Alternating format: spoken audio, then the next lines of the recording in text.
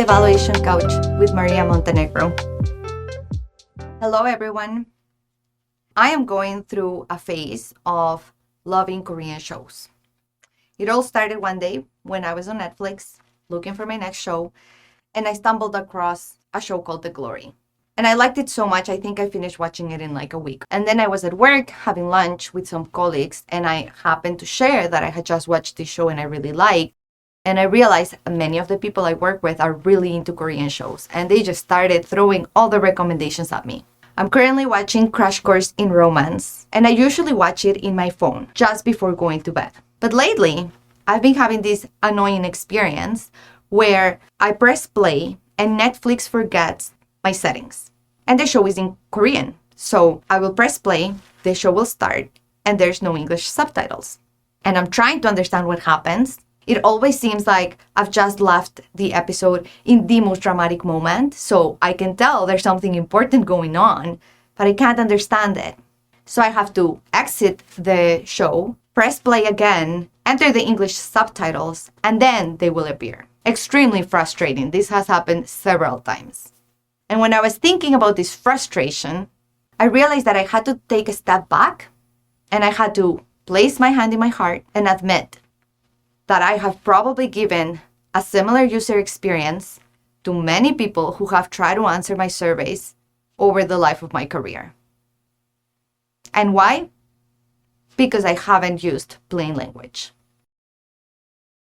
This is an emotional week for me. On Wednesday, we are celebrating the retirement of a very dear colleague and friend of mine, whose name is Carol Wilson. And Carol is a plain language expert. I have collaborated with Carol in multiple projects over the last 4 years or so. Usually, I'm working on a survey or an interview guide or a public document, and I set up a meeting with Carol. We go over the document. She asks very thoughtful questions and edits the document with me. I have done this several times, and I absolutely always learn something from her, still to this day.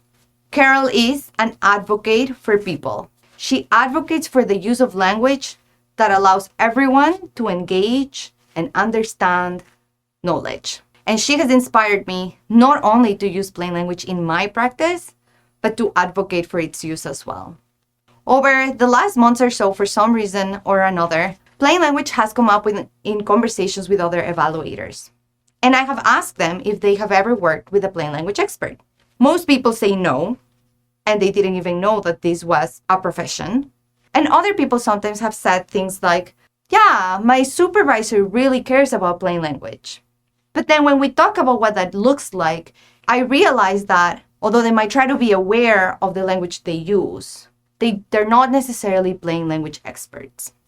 So let me tell you, plain language, similarly to evaluation, is a profession. People go to school and get trained and continue training themselves throughout their career to be plain language experts. I am so grateful that I have had access to the expertise of my friend Carol and that I have been able to learn from her. Carol is also a very special person for me.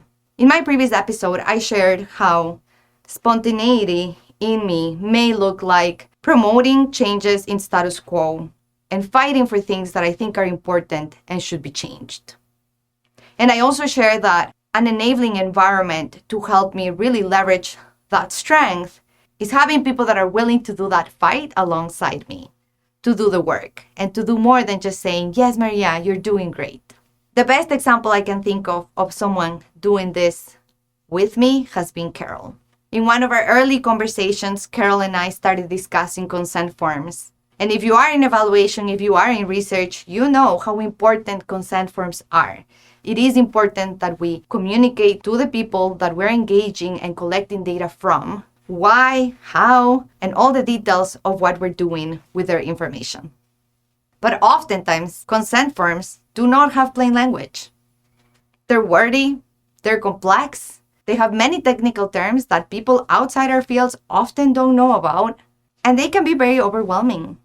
Carol and I partnered over several months to develop a plain language consent form for our organization. We met with many teams, we advocated for it to be approved and available to everyone doing work in our organization. And this process took hours, and it was an emotional investment. And it took a long, long time before we finally succeeded. And Carol was there with me every step of the way. Sometimes she was even there when I got too busy and was focusing on other things. So for this, Carol will always be special, and I will always think of Carol when I think about giving up and promoting something that I think needs to be changed. So I thought that there's no better way of honoring Carol than using this space to advocate for the use of plain language. As evaluators, we play an important role in engaging people, in lifting voices, to inform decisions, shape services, and if we don't use plain language, we are not achieving that. When we don't use plain language, we are excluding people. When we don't use plain language, the quality of the data we collect is reduced. And when we don't use plain language, we are limiting the impact of our own work. If you're still with me and you are thinking to yourself, this is not me. I put in a lot of effort to engage people when I'm doing my work. I develop data collection tools with people. I gather extensive feedback. I am an expert in designing surveys. I challenge you to hear this whole episode. I challenge you to hear about the things that I'm going to share and review some of your documents. And not only your surveys, but also your recruitment materials, your reports, your presentations. And think to yourself, who were these for? And did I exclude anyone because of the language that I used? It makes sense that most evaluators are not necessarily using plain language in our work. If you think about where we come from, most of us have at least one postgraduate degree. We have been trained in academia. We have been trained in a space where using technical language is encouraged and celebrated. Many of us read journal articles to continue our training and continue to learn, even to this day. The technical and complex language surrounds us everywhere. Many of us also publish in evaluation journals, where using this type of language is kind of the expectation. And I don't suggest that we are going to change how academia works. But I do invite people to think about how our use of this language acts as gatekeeping of knowledge. How we limit the access to our expertise, to evaluation knowledge, by not using language that can be understood and that is engaging for everyone. I appreciate working in healthcare because although there is a lot of room for improvement still, the importance of using plain language is recognized. In many grants that you apply for in healthcare research, you're actually asked to write a plain language summary. Some journals are also now requiring this. And this push for plain language also comes from the recognition that research rarely is translated into practices and improvements for people. And I think one of the reasons why this happens is because of the language we use. I invite you to go and check any evaluation journal, read the abstract, read a paper, and then think to yourself, who is this for? Who is the audience of this paper? Very likely, you will realize that the audience is other evaluators who are in academia. So it makes sense. It makes sense that we've been trained to not use plain language. But that doesn't mean that we can't and shouldn't develop the skills necessary to bring this into our work. Plain language is very complex. As I said, people go to school to develop this expertise. In this episode, I'm going to focus only on the use of appropriate words. I will be sharing 7 tips that you can incorporate in your evaluation practice and in your work in general to use more appropriate words and improve the way that you communicate with others. With each tip, I'm going to share an example from my own work. To prepare for this episode, I went through my emails and I found documents that I had written before and after Carol's plain language review.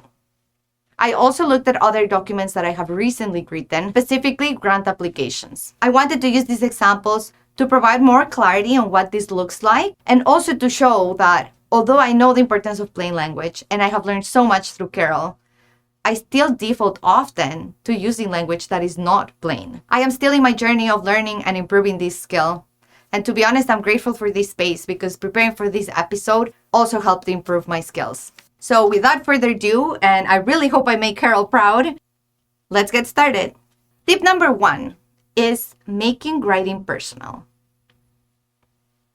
When we think about the documents that we create, people are interacting and are responding to other people, not to organizations, not to institutions, not to companies, People want to interact with people.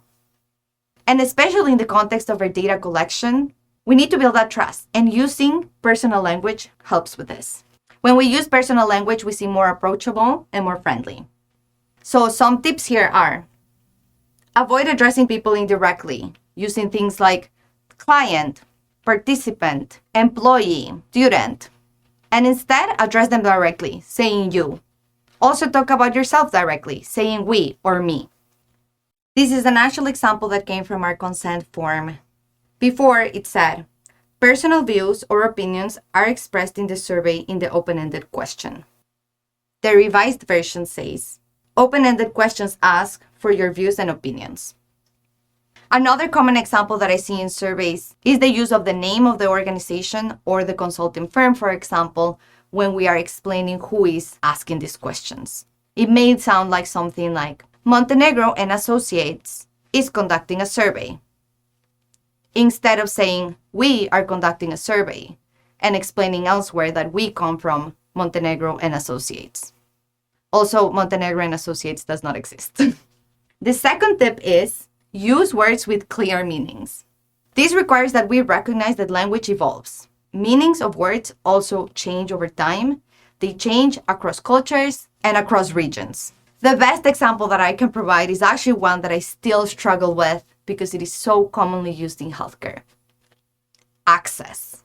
The word access is used as an indicator in survey questions, in evaluation plans, so commonly in healthcare evaluations. There are actually many journal papers looking at the complexity of the term access, and the literature recognizes that different authors define access differently. So as you can imagine, when we say access, people are thinking about different things. And what does it mean for a service to improve access? Does it mean it's affordable? Does it mean that people feel comfortable approaching the service? Does it mean that they can actually get to the service? Does it mean that once they get there, they can actually be seen by someone? If we just use the word access, we are not being clear about what we are thinking when we say that word.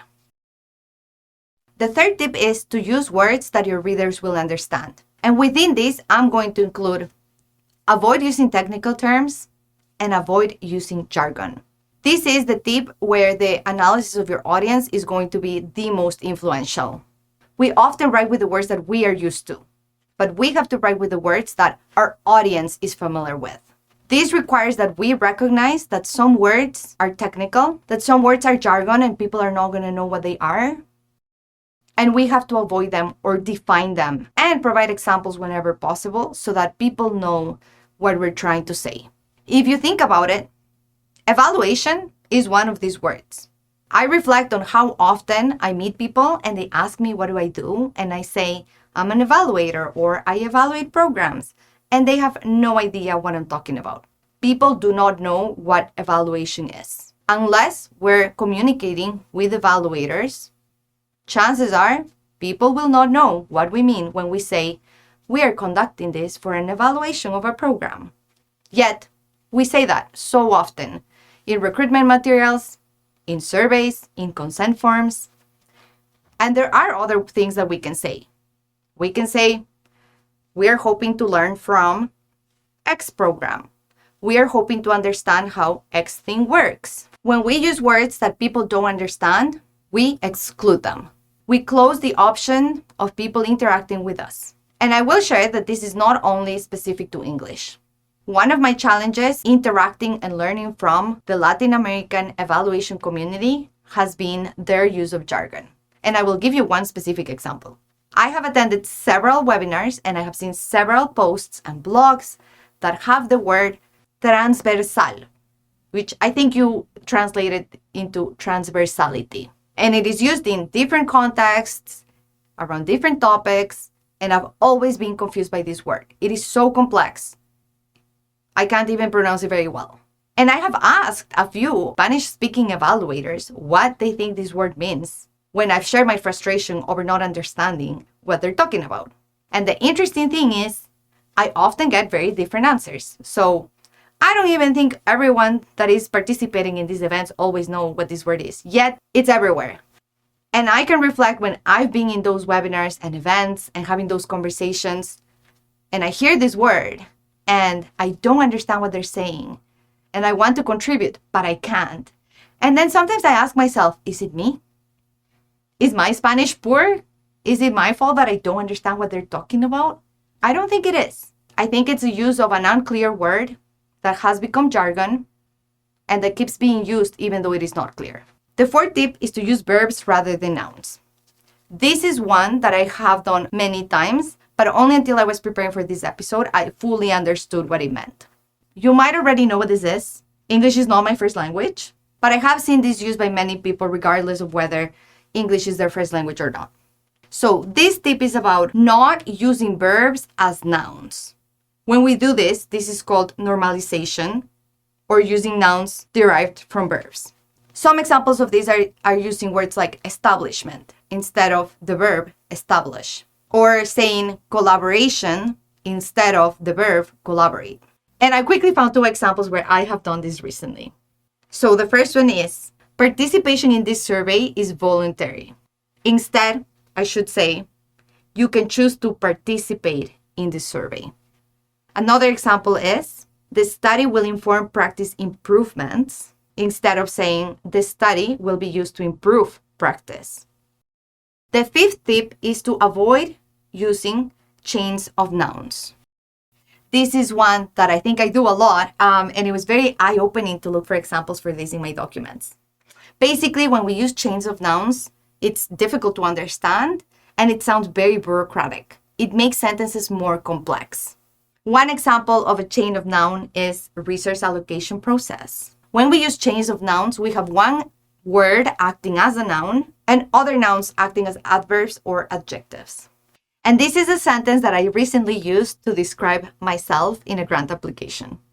My team collaborated with 16 students, offering them research skill development opportunities. Research, skill, development, and opportunities, all nouns. So instead, I could have said, my team collaborated with 16 students, providing them with opportunities to develop research skills. More clear. The 6th tip is one that I'm very passionate about. You have probably heard it. Depending on where you work, you probably don't like to hear this, but avoid using acronyms. My passion for promoting this actually doesn't even come from plain language in our data collection tools and our evaluation practice. It actually comes from my interest in promoting inclusive workspaces. If you have ever joined an organization that loves acronyms, you can probably remember when you joined that organization and you were trying to keep track and understand all the acronyms that were used. And you probably remember that you felt like you could not contribute and follow the conversations that were being had. Acronyms exclude people. Don't use acronyms. If you really, really have to, make sure that you are defining them earlier in your survey. But if you can, at all costs, avoid them.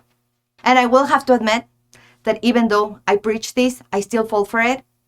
Just recently, I had someone reviewing one of my documents and saying like, Maria, you should define what REB is. And they were right. I should have written Research Ethics Board. Clearer. And lastly, the 7th tip is to avoid using words from foreign languages or symbols that do not add clarity. And this is very common. If you think about how we actually write with Latin words, and they don't necessarily add clarity to what we're saying. Some examples of this are E period, G period, instead of saying, for example, I period, E period, instead of saying that is. And one that I've recently been corrected by Carol in one of my surveys is the slash when we want to say or. So instead of using this, just use the words that you are reading in your mind as you're writing the text. So to wrap it up, just want to summarize the tips that I provided. I shared 7 tips with you today, and I encourage you to use them next time you're writing any document, but especially documents such as data collection tools, grant applications, reports if you want everyone to be able to read them and learn from them. 1. Make writing more personal. Use things like you and we.